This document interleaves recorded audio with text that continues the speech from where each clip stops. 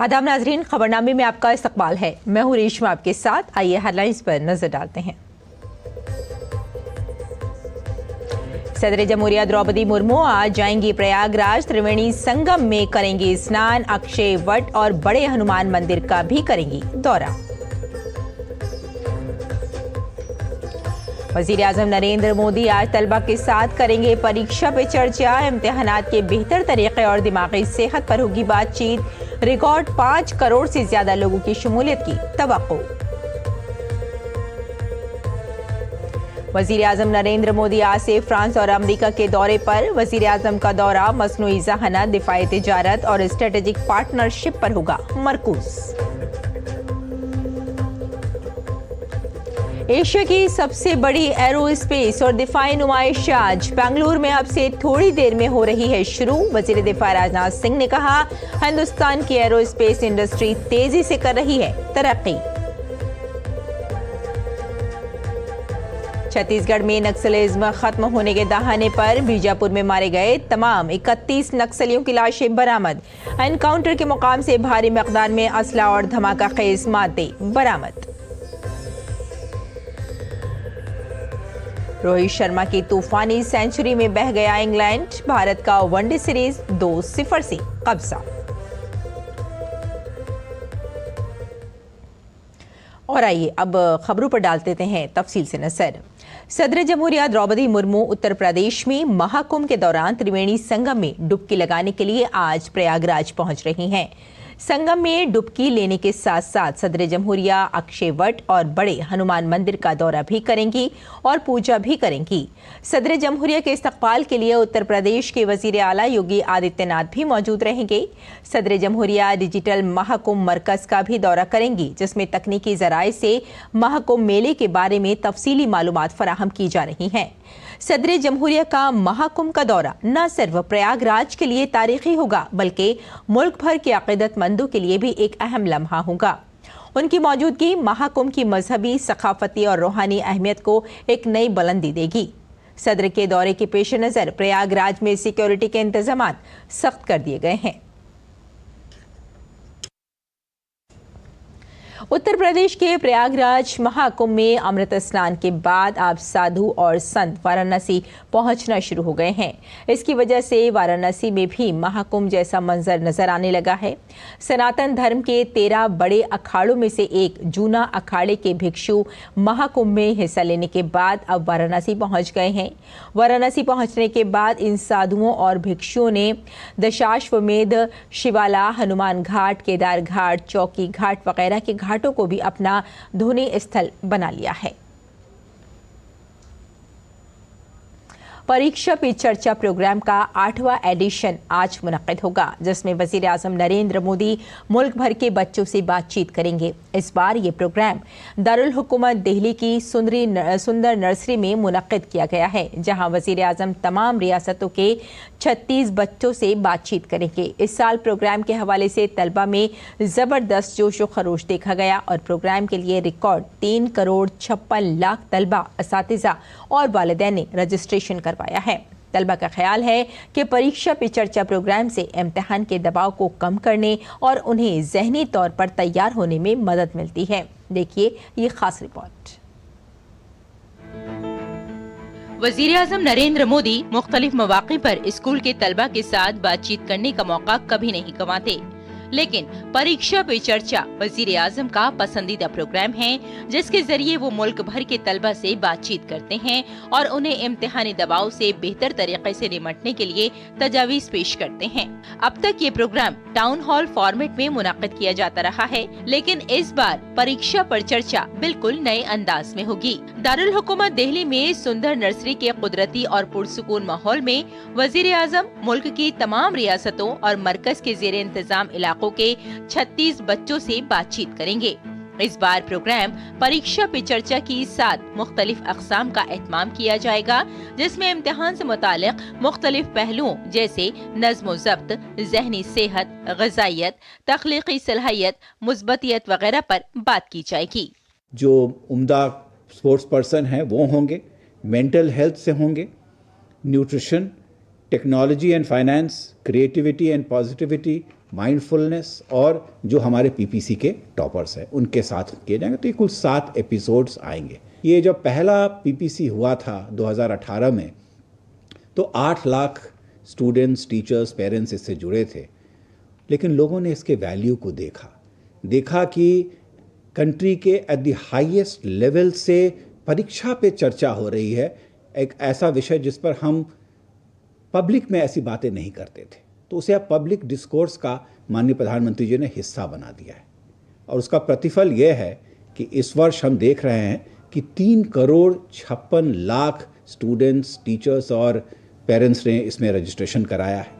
तलबा परीक्षा पे चर्चा प्रोग्राम के 8वें एडिशन के लिए पुरजोश हैं और वजीर आजम के हौसला अफजा अल्फाज को सुनने के लिए बेताबी से इंतजार कर रहे हैं। माननीय प्रधानमंत्री जी अत्यंत सहजता पूर्वक परीक्षा जैसे गूढ़ गंभीर विषय पर सारगर्भित बातों से अवगत करवा देते हैं, जिससे छात्र निडर होकर उत्साह उमंग के साथ परीक्षा उत्सव में भाग लेते हैं। उम्मीद है इस बार भी हर बार की तरह परीक्षा में भाग ले रहे बच्चों के लिए ये टॉनिक का काम करेगा। कोई भी छात्र या छात्रा हो, वो अपने जीवन के किसी न किसी पहलू पर परीक्षाओं से डरता ज़रूर है, उनसे घबराता ज़रूर है। और जब हमारे माननीय श्री प्रधानमंत्री नरेंद्र मोदी जी हमारे बीच आते हैं और हमारे मित्र की तरह उन सभी समस्याओं का समाधान हमें बताते हैं, तो वो सारा भय, वो सारी घबराहट कहीं उड़ सी जाती है। पीपीसी एक प्रेरणादायक कार्यक्रम है जो सभी छात्र एवं छात्राओं को परीक्षा के दबाव से निपटने में मदद करता है। ये अनुभव मैंने अपनी 10वीं की बोर्ड परीक्षा में भी किया, जहां मैंने अपना आत्मविश्वास खो ही दिया था। वहां प्रधानमंत्री नरेंद्र मोदी जी के शब्दों ने मुझ में आत्मविश्वास दिया और यह समझाया परीक्षा एक केवल अंक नहीं है, बल्कि मानसिक शांति है और इसे हमें डट के सामना करना चाहिए। ये कार्यक्रम विद्यार्थियों के मनोबल को बढ़ाता है और उन्हें परीक्षाओं में मदद करता है। ये मैं इतने आत्मविश्वास से इसीलिए कह रहा हूँ क्योंकि मैं खुद काफ़ी इससे प्रेरित हुआ हूँ। जब मैंने प्रधानमंत्री द्वारा लिखित एग्ज़ाम वॉरियर्स पढ़ी और उनके पिछले सत्रों को सुना, तो मुझे काफ़ी प्रेरणा मिली। परीक्षा पे चर्चा प्रोग्राम 2018 में शुरू किया गया था और मुल्क भर के तलबा में बेहद मकबूल है। ये प्रोग्राम बच्चों में इम्तिहानी तनाव को कम करने, उनके ख्वाबों को पर देने और उन्हें एक तरह से इम्तिहानी जंगजू बनाने में मददगार साबित हुआ है। निशान सौरभ की रिपोर्ट, डीडी न्यूज़ उर्दू खबरें। अंबाला के तलबा ने कहा कि परीक्षा पे चर्चा प्रोग्राम से उन्हें इम्तिहानात के दबाव को कम करने में मदद मिलेगी। आइए जानते हैं उनके ख्यालात। जैसे कि हमारी परीक्षाएं बहुत करीब हैं, जिनकी वजह से हम छात्र बहुत तनाव में रहते हैं। इसके लिए हमारे प्रधानमंत्री नरेंद्र मोदी जी ने इसके लिए प्रोग्राम रखा है परीक्षा पे चर्चा, जिसके लिए हम सभी बहुत उत्साहित हैं और इसमें प्रधानमंत्री जी हमें मोटिवेट करेंगे। 10 फरवरी को प्रधानमंत्री द्वारा आयोजित परीक्षा पे चर्चा के प्रोग्राम के लिए मैं बहुत उत्साहित हूँ। इसमें प्रधानमंत्री जी हमें ये मोटिवेट करते हैं और ये बताते हैं कि हमें बिना टेंशन के कैसे परीक्षा देनी है। परीक्षा पे चर्चा प्रधानमंत्री द्वारा हर साल आयोजित किया जाता है ताकि बच्चों को परीक्षा में कोई टेंशन ना हो और वो बगैर डिस्ट्रैक्शन के पढ़ सकें। परीक्षा पे चर्चा होने वाले प्रोग्राम के लिए हम सभी छात्र बहुत ही उत्साहित हैं। हम सभी छात्रों ने इसके लिए रजिस्ट्रेशन भी करवाया है। यह प्रोग्राम हमारे स्कूल में लाइव भी दिखाया जाएगा। माननीय प्रधानमंत्री जी हमें बताते हैं कि कैसे परीक्षा दी जाए और मोटिवेशन करते हैं ताकि हम तनावपूर्ण ना रहें और अच्छे माहौल में परीक्षाएं दें, और ये हमें डिस्ट्रैक्शन से भी दूर रखने में मदद रखता है। वज़ीर-ए-आज़म नरेंद्र मोदी आज फ्रांस और अमेरिका के दौरे के लिए रवाना होंगे। उनके दौरे में ख़ास तौर पर मसनूई ज़हानत, दिफ़ाई तिजारत और स्ट्रेटेजिक शराकतदारी पर तवज्जो दी जाएगी। वज़ीर-ए-आज़म मोदी फ्रांस के दौरे के बाद अमेरिका में वाशिंगटन के लिए रवाना होंगे, जहां वो अमेरिकी सदर डोनाल्ड ट्रंप से मुलाकात करेंगे। दूसरी बार अमेरिकी सदर बनने के बाद डोनाल्ड ट्रंप से वज़ीर-ए-आज़म की ये पहली मुलाकात होगी। आइए जानते हैं तफसील में। नरेंद्र मोदी आज यानी पीर से फ्रांस और अमेरिका का दौरा करेंगे। उनके दौरे में खास तौर पर मसनूई ज़हानत, दिफाई तिजारत और स्ट्रेटेजिक पार्टनरशिप पर तवज्जो दी जाएगी। वज़ीर-ए-आज़म मोदी फ्रांसीसी सदर इमैनुअल मैक्रों के साथ पेरिस में AI पर एक्शन समिट की शरीक सदारत करेंगे, मीटिंग में अखलाकी वर्क पर खुसूसी बातचीत होगी। AI समिट जो है काफ़ी क्रूशल पड़ाव है इस टेक्नोलॉजी को देखने के लिए, क्योंकि इसके रहते हम दोनों देशों के बीच में काफ़ी साझे कंसर्न है कि जो डेवलपिंग कंट्रीज़ हैं जैसे ग्लोबल साउथ है जिसको हम रिप्रेजेंट करते हैं, उसमें डिजिटल डिवाइड ना हो या जिस तरीके से AI के टूल्स बनाए जा रहे हैं वो सेफ़ हों, हमारी जो कल्चरल कॉम्प्लेक्सिटी है उसके मुताबिक डेटा बायस ना हो, तो ये सारे कंसर्न्स हैं वो उभर के आएंगे। उसका गवर्नेंस कैसे हो ताकि सभी देशों की सहूलियत के लिए हो, उनके फ़ायदे के लिए हो। फ्रांसीसी सदर के साथ बातचीत के एजेंडे में दिफाई ताउन और इख्तिसादी ताल्लुकात नुमाया तौर पर शामिल हैं। वजीर आज़म मार्शेली भी जाएंगे, जहां वो मजारगस वॉर सिमेट्री में पहली जंग अजीम में हलाक होने वाले हिंदुस्तानी फौजियों को खराज अकीदत पेश करेंगे। वो सिफारती ताल्लुकात को मजबूत बनाने के लिए नए हिंदुस्तानी कौंसल खाने का भी इफ्तिताह करेंगे। क्या AI एक्सेस समिट वैश्विक सहयोग के एक नए युग की शुरुआत करेगा या इस प्रतिस्पर्धा को आगे और बढ़ाएगा? एक बात तो तय है कि AI अब सिर्फ एक टूल नहीं रह गया है, ये एक अंतर्राष्ट्रीय राजनीति का एक अखाड़ा बन गया है। वजीर आजम के दौराए फ्रांस को लेकर हिंदुस्तानियों में काफी जोशो खरोश है। मोदी जी के अपनी पर्सोना उनका ऐसा है कि उनके स्ट्रैटेजीज, उनके जो पॉलिटिकल जो उन्होंने जो चीज़ें करी हैं फ्रांस के साथ में, I think we are very excited for everything. I mean we are happy with it. Modi ji आए और मुमकिन हुआ एवरीथिंग। आज हम प्राउड से कह पा रहे हैं कि यस, हम मोदी के देश से हैं। एक न्यू इंडियन कॉन्सुलेट मार्सेई में बनाई जा रही है, जो कि अपने आप में दर्शाता है कि किस तरह से भारत और फ्रांस का जो रिश्ता है वो और गड़ा और बहुत मजबूत होता जा रहा है। मोदी जी आ रहे हैं, हमारे को बड़ी खुशी हो रही है। मेरे को इतनी खुशी है कि हमारी जितनी भी कम्युनिटी, हमारे दोस्त हैं, तुर्की लोग, अरबी लोग, सब मोदी को जानते हैं, कहते हैं आप इंडिया से हैं और मोदी मोदी करते हैं सभी लोग। पहले प्रधानमंत्री है देश के, जो सब धर्मों को साथ लेके चल रहे हैं और सब धर्मों की इज्जत करते हैं और सब धर्मों को साथ लेने का काम जो कर रहे हैं। वजीर आज़म मोदी फ्रांस से वॉशिंगटन के लिए रवाना होंगे, जहां वो अमेरिकी सदर डोनाल्ड ट्रंप से मुलाकात करेंगे। दूसरी बार अमेरिकी सदर बनने के बाद डोनाल्ड ट्रंप से वजीर आज़म की ये पहली मुलाकात होगी। दोनों रहनुमाओं के दरमियान दो तरफा बातचीत में तिजारत, दिफाई ताउन और इमिग्रेशन से मुतालिक उमूर का अहाता किया जाएगा। ब्यूरो इनपुट के साथ तापस भट्टाचार्य की रिपोर्ट, DD न्यूज। पार्लियामेंट के बजट इजलास के पहले हिस्से का आज 7वां दिन है। आज पार्लियामेंट के दोनों ऐवानों में बजट साल 2025 और 26 पर बहस होगी। लोकसभा में ये बहस गुज़श्ता हफ्ते ही शुरू हुई थी। राज्यसभा में बहस आज से शुरू होगी। इसके साथ ही शहरी हवाबाजी के वजीर के राम मोहन नायडू राज्यसभा में हवाई जहाज के सामान के तहफ़्फ़ुज़ का बिल 2025 पेश करेंगे। ये बिल हवाई अड्डे के एक मखसूस फासले के अंदर गिरने वाली इमारतों, ढांचों या दरख्तों को हटाने या तब्दील करने की हिदायत से मुताल्लिक़ है। बिल में इस अमल के दौरान मुतासिर होने वालों को मुआवजे का भी बंदोबस्त किया गया है। मुआवजे की रकम का फैसला बाहमी रजामंदी से किया जाएगा। अगर मुआहदा नहीं होता है तो हुकूमत सालिस मुकर्रर कर सकती है। दीगर कानून साजी के कामों के बारे में बात करते हुए मुख्तलिफ कायमा कमेटियों से मुताल्लिक़ रिपोर्टें दोनों ऐवानों में पेश की जाएंगी। इसके साथ वक्फाए सवालात के दौरान अरकान पार्लियामेंट मुख्तलिफ वजारतों से अहम सवालात पूछेंगे। और मणिपुर के गवर्नर ने आज से शुरू होने वाले असेंबली इजलास को मनसूख कर दिया है और एन बीरेन सिंह से कहा है कि वो नया इंतजाम होने तक निगरान वजीर आला का ओहदा संभालें। एक दिन पहले कल शाम एन बीरेन सिंह ने अपनी पूरी काबीना समेत इस्तीफा दे दिया था। उन्होंने कल दिल्ली में मरकजी वजीर दाखिला अमित शाह से मुलाकात की और फिर इम्फाल वापस आने के बाद वजीर आला के ओहदे से इस्तीफा दे दिया। गवर्नर के नाम अपने खत में उन्होंने कहा कि मणिपुर के लोगों की खिदमत करना उनके लिए एजाज की बात है। दरअसल रियासत में 21 माह से जारी तशद्दुद की वजह से बीरेन सिंह पर काफी दबाव था। अपोजिशन पार्टियां भी इस मामले पर एनडीए से लगातार सवाल कर रही थी। वजीर आला बीरेन सिंह ने तशद्दुद के लिए अवाम से मुआफ़ी मांगी थी। कांग्रेस ने मणिपुर के वजीर आला के ओहदे से बीरेन सिंह के इस्तीफे को देर से उठाया गया कदम करार दिया है। भारत अपने जदीद तरीन फौजी साजो सामान का मुजाहिरा करके पूरी दुनिया को अपनी ताकत दिखाने के लिए तैयार है। अब से थोड़ी ही देर में बेंगलुरु के येलहंका में शुरू होने वाले एशिया के सबसे बड़े एयर शो एरो इंडिया में दुनिया को नए हिंदुस्तान की फौजी ताकत और खुद इन्हिसारी की झलक देखने को मिलेगी। एरो इंडिया के 15वें एडिशन का इफ्तिताह आज वजीर दिफा राजनाथ सिंह करेंगे।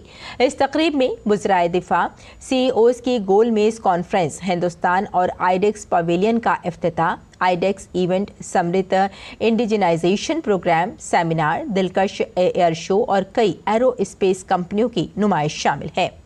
एयर शो के दौरान वजीर दिफा, वजीर मुमलिकत बराए दिफा, चीफ ऑफ डिफेंस स्टाफ और सेक्रेटरी की सतह पर कई दो तरफा मुलाकातें होंगी। इससे पहले इतवार को बेंगलुरु में मुनक्किदा कर्टेन रेजर तकरीब में वजीर दिफा राजनाथ सिंह ने कहा कि हिंदुस्तान की एरोस्पेस इंडस्ट्री तेजी से तरक्की कर रही है। उन्होंने कहा कि हम न सिर्फ हिंदुस्तान के अंदर कलीदी प्लेटफॉर्म और आलात को डिजाइन और तैयार करने में कामयाब रहे हैं, बल्कि हमने मुल्क के अंदर एक बहुत बड़ी सप्लाई चेन भी कामयाबी से कायम की है।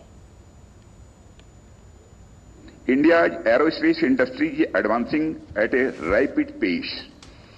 Under the visionary leadership of our Honorable Prime Minister, we have galvanized the entire defense sector, especially the aerospace sector, like never before. Today we are not only capable of designing and developing major platforms and equipment within India, but we have also successfully established a vast supply chain within the country.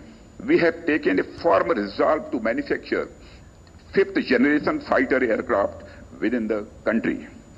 These achievements, which once seemed unimaginable, are now turning into reality. वजीर दिफा राजनाथ सिंह ने इतवार को Fiji के वजीर दिफा पियो तियोगदुआ से मुलाकात की और दो तरफा मीटिंग की। दोनों ममालिक के दरमियान दिफाई ताउन को मजीद मजबूत बनाने पर बातचीत हुई। यह मीटिंग बेंगलुरु में हुई, जहां एरो इंडिया 2025 एयर शो आज से शुरू हो रहा है। दोनों रहनुमाओं ने शुमाली अफ्रीकी मुल्क जनूबी सूडान के वजीर दिफा के साथ दो तरफा मुलाकात भी की और साथ में अक़वाम मुत्तहिदा के अमन दोस्तों के ताउन समेत जारी दिफाई ताउन का जायजा लिया। छत्तीसगढ़ में नक्सलिज्म खत्म होने के दहाने पर है। पुलिस ने कल मारे गए तमाम नक्सलियों की लाशें बरामद कर ली हैं। बस्तर डिवीजन के बीजापुर जिले में सिक्योरिटी फोर्सेस और नक्सलियों के दरमियान एक बड़े तसादुम में 31 वर्दीपोश नक्सलाइट्स मारे गए, जिसमें 11 खवातीन नक्सल्स भी शामिल हैं। इस तसादुम में एक DRG और एक STF का सिपाही शहीद हुआ है। सिक्योरिटी फोर्सेस की एक मुश्तरका टीम नक्सल मुखालिफ ऑपरेशन पर निकली हुई थी। जाए वक़ू से भारी मकदार में असला और धमाका खेज मवाद भी बरामद हुआ है। आंध्र प्रदेश के तिरुपति मंदिर के लड्डू में मुबैना मिलावट के मामले में CBI ने 4 लोगों को गिरफ्तार किया है। ये गिरफ्तारियां स्पेशल इन्वेस्टिगेशन टीम ने की हैं, जो CBI की क़यादत में तहक़ीक़ात कर रही है। 2 मुल्ज़िमीन बिपन जैन और पोमी जैन का ताल्लुक भोले बाबा डेयरी से है, जबकि अपूर्व चावड़ा वैष्णवी डेयरी से, राजशेखरन AR डेयरी से वाबस्ता हैं। मालूमात के मुताबिक वैष्णवी डेयरी के एहलकारों ने मंदिर में घी सप्लाई करने के लिए AR डेयरी के नाम पर टेंडर हासिल किया और इसमें हेरा फेरी के लिए फर्जी रिकॉर्ड बनाए। STI ने यह भी इंकशाफ किया कि वैष्णवी डेयरी ने झूठा दावा किया था कि उसने भोले बाबा डेयरी से घी खरीदा था, जबकि अहदेदारों ने पाया कि भोले बाबा डेयरी के पास मंदिर बोर्ड की मांग को पूरा करने की सलाहियत नहीं है। ख्याल रहे कि आंध्र प्रदेश के chief minister N. Chandrababu Naidu ने गुज़िश्ता साल ये मसला उठाया था। आगे बढ़ते हैं। इंतजामिया ने नक्शा पास किए बगैर मकान की तामीर के मामले में संभल लोकसभा सीट से मेंबर पार्लियामेंट ज़ियाउर रहमान बर्क की आज अगली समाअत तय की है। SDM वंदना मिश्रा ने कहा कि MP के नुमाइंदे ने इजाफी वक्त मांगा था, जिसके लिए मजीद 1 हफ्ते का वक्त दिया गया था।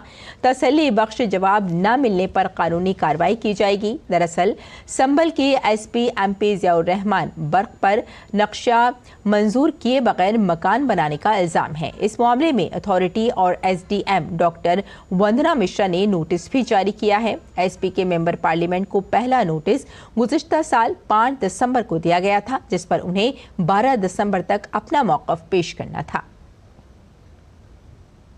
आज दलहन यानी दालों का आलमी दिन है। दालों का आलमी दिन हर साल 10 फरवरी को मनाया जाता है, जिसका मकसद दालों की ग़िज़ाइयत के बारे में अवाम में बेदारी पैदा करना है। दालें न सिर्फ भारत में बल्कि बैरूनी मुल्क भी ग़िज़ा का एक लाज़मी हिस्सा हैं। दालें सब्ज़ी खोरों के लिए तो प्रोटीन का सबसे बड़ा ज़रिया है। दालें न सिर्फ ग़िज़ाइयत हासिल करने के लिए इस्तेमाल होती हैं बल्कि ये भूख और गुर्बत को ख़त्म करने में भी मददगार साबित होती हैं। मरकज़ी हुकूमत दालों की पैदावार में खुद कफ़ील होने के लिए पुरज़्म है। भारत की हुकूमत ने इस सिलसिले में 6 साला मिशन का ऐलान किया है। भारत दुनिया में दालों का सबसे बड़ा सारिफ और दरामदकार है। और आइए नाज़रीन, अब नजर डाल लेते हैं दिल्ली से शाये कुछ उर्दू अखबारात पर।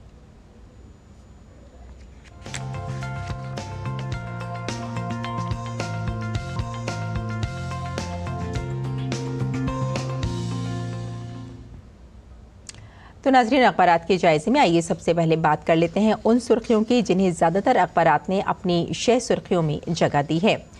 अगर हम यहाँ सबसे पहले ये वाली खबर ले लेते हैं, क्योंकि दिल्ली असेंबली इंतखाबात 2025 में आम आदमी पार्टी की शिकस्त के बाद वज़ीर आला आतिशी मार्लेना ने अपने ओहदे से इस्तीफ़ा दे दिया है। इस खबर को ज़्यादातर अखबारात ने 6 सुर्खियों में जगह दी है और आतिशी ने ओहदे से इस्तीफ़ा दिया। दिल्ली असेंबली को तहलील करने का नोटिफिकेशन जारी हुआ और बीजेपी ने LG से मुलाकात का वक्त मांगा है और हुकूमत साजी का दावा पेश करेगी बीजेपी। साथ ही इस्तीफ़ा मंजूर कारगुजार वज़ीर आला बनी रहेंगी आतिशी। और अगली खबर देख लेते हैं। मणिपुर के वज़ीर आला ने अचानक ओहदे से इस्तीफ़ा दे दिया। इस्तीफ़े से पहले अमित शाह से उन्होंने मुलाकात की थी। और अब नज़र डाल लेते हैं अगली सुर्खी पर। वज़ारत ख़ारजा हिंदुस्तानी मिशनों की हिफाजत को यकीनी बनाए। एक पार्लिमानी कमेटी ने बैरूनी मुल्क हिंदुस्तान के मिशनों और पोस्टों की हिफाजत के सिलसिले में वज़ारत ख़ारजा को अहम सिफारिशात पेश की हैं। और अगली सुर्खी भी जल्दी से देख लेते हैं। नए वज़ीर आला के इंतखाब की मश्क तेज़ हो चुकी है। नड्डा की शाह से इस सिलसिले में मुलाकात हो गई है। और एक और सुर्खी देख लेते हैं, बैनुल-अक़वामी ये सुर्खी है, ये शहज़ादा हैरी को मुल्क बदर करने का कोई इरादा नहीं है, ट्रंप का ये कहना है। और अब चलते चलते एक और सुर्खी देख लेते हैं। जंगबंदी मुआहदा खतरे में, हमास और इसराइल ने वफ्द दोहा भेजा है। गज़ा की सूरत हाल पे मिस्र में हंगामी अरब सरबराही इजलास तलब किया गया है। तो नाज़रीन, ये था अखबारात का मुख्तसर जायज़ा और आइए अब लौटते हैं बुलेटिन की जानिब। कुछ और खबरें देख लेते हैं। भारत ने 3 मैचों की सीरीज़ के दूसरे मैच में इंग्लैंड को 4 विकेट से शिकस्त दे दी। इस जीत के साथ ही हिंदुस्तान ने सीरीज़ में नाकाबिले तस्खीर बढ़तरी हासिल कर ली है। हिंदुस्तान ने मैच में इंग्लैंड की तरफ से दिया गया 305 रन का हदफ 45वें ओवर में हासिल कर लिया। कप्तान रोहित शर्मा और शुभमन गिल ने टीम को शानदार आगाज फराहम किया। शुभमन गिल 52 गेंद पर 60 रन बनाने के बाद आउट हुए। इसके बाद विराट कोहली आदिल रशीद का शिकार बन गए। भारतीय कप्तान रोहित शर्मा 90 गेंदों पर 12 चौकों और 7 छक्कों की मदद से 119 रन की शानदार इनिंग्स खेलने के बाद पवेलियन लौट गए। इससे कबल इंग्लैंड ने टॉस जीतकर पहले बैटिंग करते हुए 304 रन बनाए। भारत के लिए रविंद्र जडेजा ने 3 विकेटें हासिल की। और अब मौसम का मिजाज।